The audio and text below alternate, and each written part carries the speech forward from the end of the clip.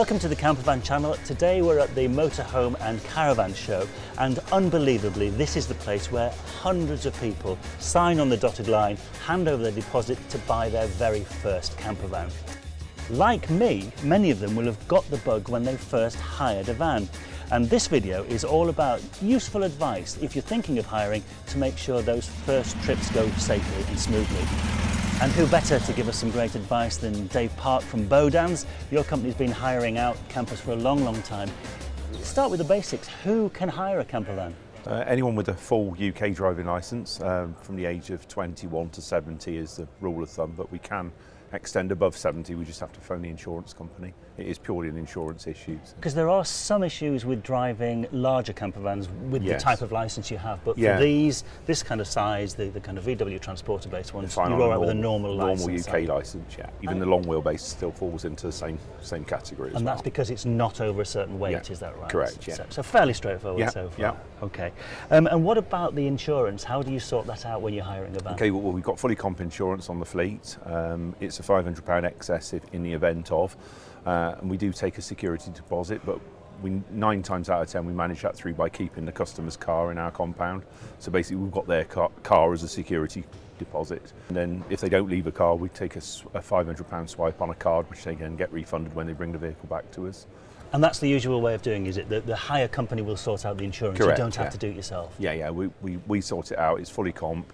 In the event of an accident, the customer doesn't affect their own no claims bonus, so it's completely devoid of their normal day-to-day insurance.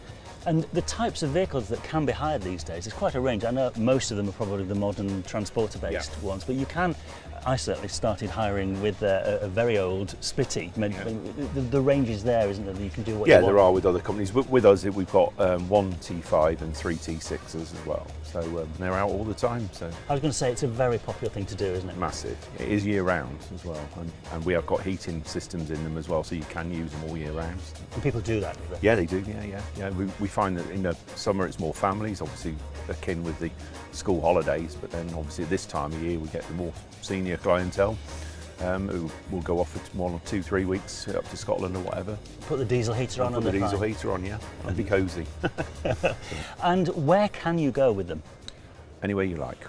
Within the UK is on the normal insurance. If you want to take it offshore to Europe, there is a small premium to pay on top of the higher fee. So, but anywhere you want.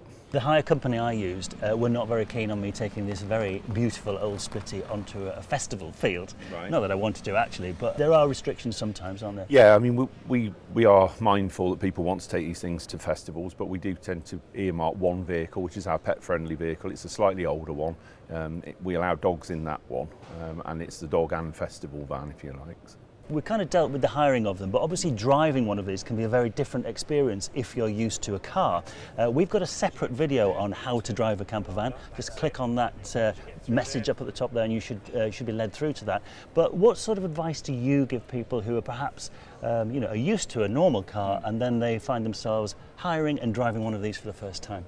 To be fair, with one of these, short wheelbase is no larger than a normal estate car. They're 5 metres long, so they're not out of the way in terms of size.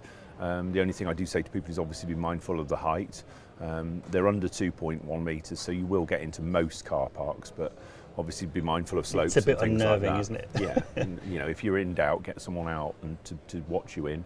But other than that, they're very, very straightforward to drive, and most people come back preferring these to drive than their own vehicle.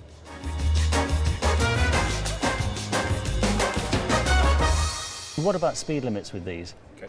They're as your car. All our vehicles are classified on the V5s as van/side windows or motor caravans.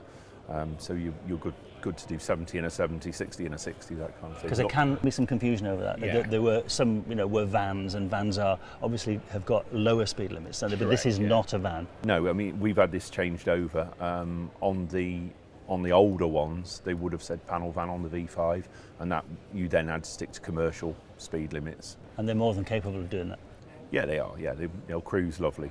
So when you hand over one of these vehicles to someone, what sort of safety procedures and warnings do you give them before they head off for the hills? Well, everyone, irrespective of whether they've had one before or not, that gets at least a 30-minute handover, starting with the location of the mains hookup, to the gas regulations, i.e. having the roof up with the vent open and at least one window open, water, waste, everything they need to know basically from front to back.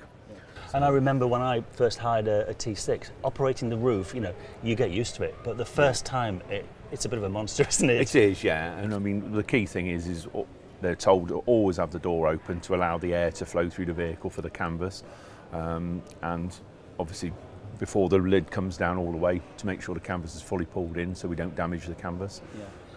Details on how to operate these kind of pop-top roofs, we've got a separate video on that, don't miss that one. Any other particular kind of rules and regulations or advice that you give people when they start hiring? Take it steady to start with, because obviously it is a different vehicle to what they're used to. The obvious things like never drive with the glass lids up on the appliances, and obviously never drive with the roof untethered. Even if it's moving pitch within the site, you know, still tether it down, because obviously you can hit a bump and they can come up. So. But other than that, no, it's fairly straightforward, to be fair. That's great. And in all the years that you've been hiring vans out to people, what are the most sort of common things that either people don't think about or don't appreciate or get a bit caught out by? Yeah, I think the most common one is that they expect the 3-pin plugs to work, even if they're not on mains hookup. And even though they're told, they often forget. But other than that, most people find them fairly straightforward. And is it really common for people like me to hire and then get the bug and go on to buy one? Absolutely, yeah. I would say it's probably 70+% do hire and then buy them. And Bodans do operate a try before you buy scheme. So if you have a vehicle on hire from us and then end up booking with us and buying one, we will reimburse you a 3-night stay. If they're a little bit, my mind's not made up, I actually encourage them to hire one, because it is a lot of money at the end of the day, and you want to make sure that, you know, they're investing their money wisely. And it is very different. I got a lot of people that have been in big caravans or big motorhomes that are downsizing because, you know, the kids have left home and whatever. But again, it's a very different experience. So it's very prudent to hire one first. So.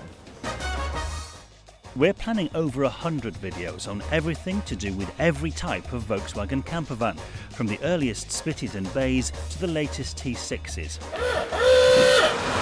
So please consider subscribing, because it'll really help us get the channel off the ground. And then if you click on the bell icon, we'll be able to tell you when every new video is released. But most importantly, tell us the topics you want us to cover in the comments box below. Thanks for watching.